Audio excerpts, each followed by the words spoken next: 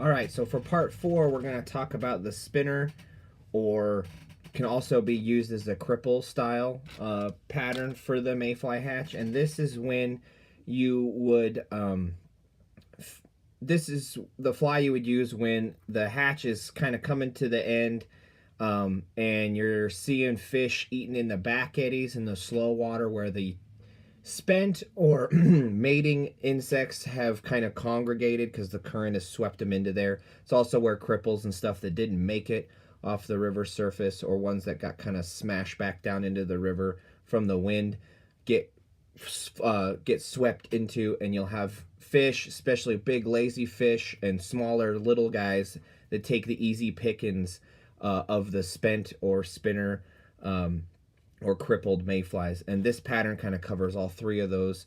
And it's a really simple, easy pattern. It's tied on a size 14 dry fly hook, and it starts the same way that your standard like Atom style pattern does. We're going to use 6/0 brown thread, and we're going to work it to the back. And this has a moose tail just like the standard Atom style dry fly that I use. And again, we'll work our thread back up towards the middle of the hook, and then we're going to grab our moose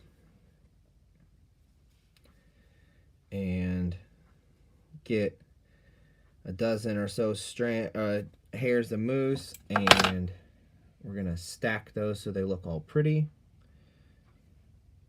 right? And they're evened out. And again, this is when you're gonna use this fly at the tail end of the hatch. So like for March Browns, if it comes off at 2:15, this is the fly I'm gonna be using at like 3 to 3:30, and I'll be targeting back eddies. I'll be looking in the slow water where bugs are gonna get swept into, and I'm looking for risers. And if I see risers, or I see a lot of bugs, you know, crammed onto the surface of those areas, I'm going to post up on those areas with the boat, and we're just going to sit and watch. And when you start to see big slurps, this is the fly you want to use. So we're going to make sure that the tail is the right length by pulling it through, and then work our thread towards the back.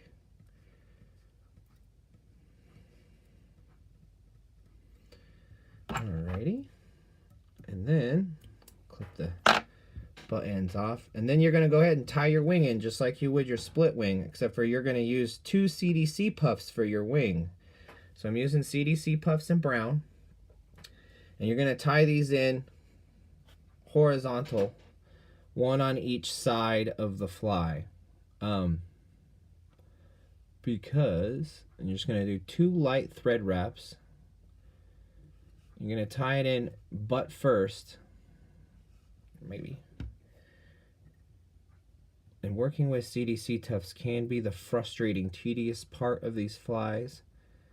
But when this wing hits the surface of the river in that slower water, what happens is it kind of creates that little air bubble around it like CDC does. And it looks a lot like the natural, because it's like a spent wing from the spinner after it's mated, or a crippled wing after it's hasn't made it through. And so there's one nice, you're going to just do nice light thread wraps and kind of pull it into place so it's the right length. And you want the wings to be about the length of the body of the fly. We're going to clip the tag off, and then we're going to grab the other CDC tuft and do the same thing on the other side. Now you could tie in a CDC feather and split it as well. I've just found that I like this tufts because they're all even. All the tips are even, and they just make a really pretty wing, and they're a little easier to move around on the fly. Alrighty, that one's in place. Give it a good wrap there. Clip the tag off, and then all you got to do is split the CDC fibers and do that cross wrap from one side to the other to get it to part. Pull that other one back out of the way and do the same thing. Ooh. That way you know that they're split, and then all you got to do is pull them towards the back of the fly, just like your standard split wing. Get a couple of wraps in front of them. Maybe one more. get it right down on them. There. And then it splits them out to the side really nicely. And then work your thread to the back.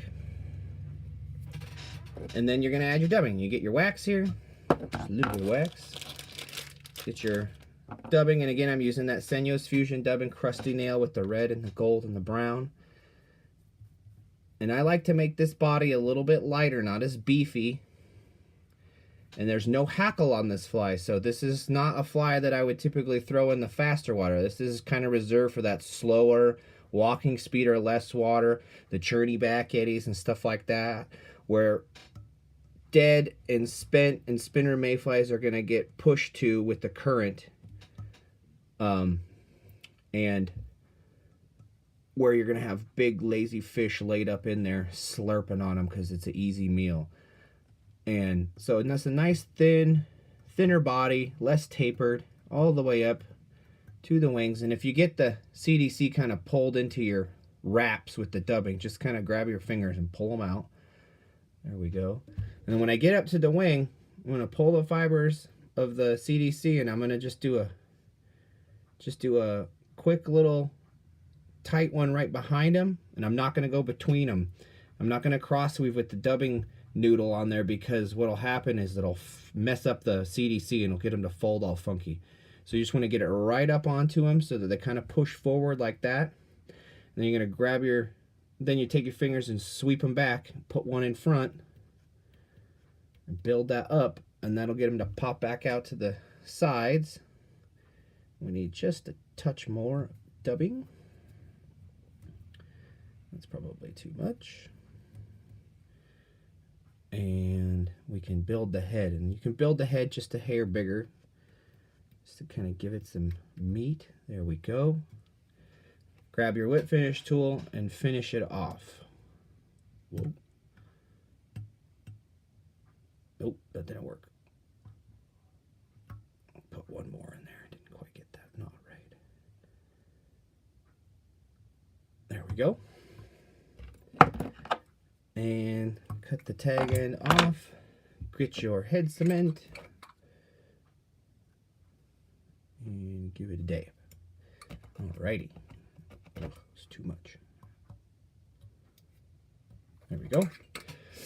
And there is my kind of spinner slash spent slash cripple mayfly pattern. Really simple.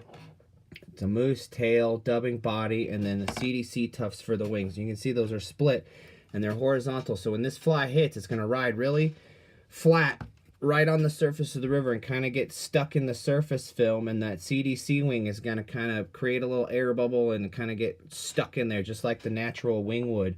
And this is a great fly for when you see those slurps in the back eddies in the slow water at the tail end of the hatch, or after the hatch has already happened and the mayflies have done their business, come back and are laying eggs, or have finished laying eggs, or have gotten swept into the river from the wind and stuff like that, and have congregated in those back eddies and stuff like this.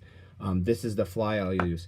So that's part 4 of the way I break down my mayfly hatch, and this is how you produce a lot of fish in that 2 to 4 hour window during the hatch. You fish that nymph prior to the hatch. So say the hatch comes off at 2:15, you're going to throw that nymph underneath around noon, and we're going to start fishing that pheasant tail and targeting the riffles and the tail outs of riffles, where the fish are slowly working their way into the riffly areas of the water, because they're getting ready to eat mayfly. So you're going to throw that kind of nymphy looking pheasant tail, and again I use the soft tackle version. It's got the kind of the wings and the legs beating on the side, and then the hatch starts. You start to see a few bugs pop off. That's when I switch to that emerger, and I'm targeting the tail out, the heads and the tail outs of the riffle, where those fish are staged up, getting first dibs on the bugs, right? And then when I start to see a huge amount of bugs all over the surface of the river, and you've got fish eating out of the You got fish eating out of the right of the middle of the riffles in the fast water, and they're just coming clear out of the water and slurping the hell out of stuff. Then I'm going to switch to that Adam style dry with your split wing and a moose tail. Rides really nice in the high water or the heavier water with all that hackle. That's when I'm targeting those fish that are just eating like crazy during the peak of the hatch. And then as we get to the tail end of the hatch, and you start to see those fish feeding in the back eddies in the slow water, they're slurping the spent or the spinner mayflies or the crippled ones, and they're taking the easy meal.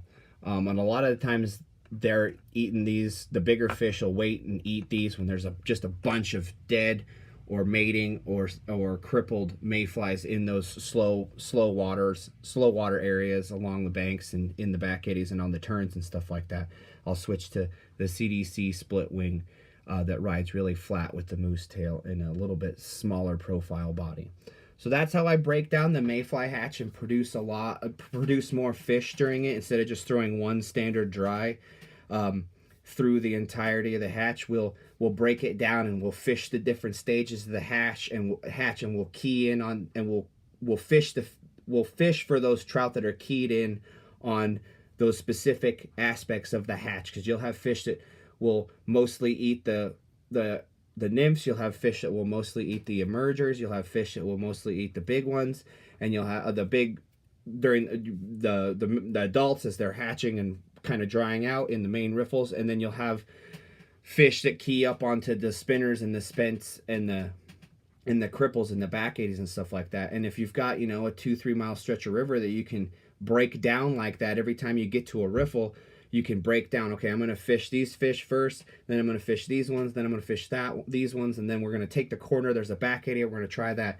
And the great thing about like the March Brown hatch is it comes off, and usually every 20 minutes there's a waft of mayflies coming off, so you can hit a riffle and fish it for 20 to 40 minutes and use all 4 of these patterns, and then get to the next one and the same thing kind of happens, and you can break down 5 or 6 riffles in a 2 to 3 hour period and produce a lot of trout or get a lot of opportunity at fish for yourself, or I'll do it with my clients.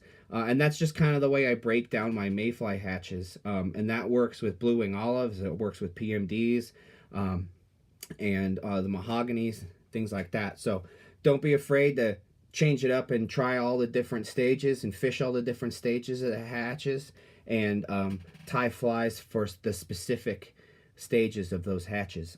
So hopefully that helps. And March Browns will be coming here in mid to late March, and their peak is kind of in April. And again, I'm taking spring reservations already, and things are starting to get going. We're getting close. We're only like 5-6 weeks away now. So there you go. Hopefully that helps and kind of gets you a better understanding of how mayfly hatches work and how people like myself and guys like myself break them down and produce more fish. So till next time, anglers.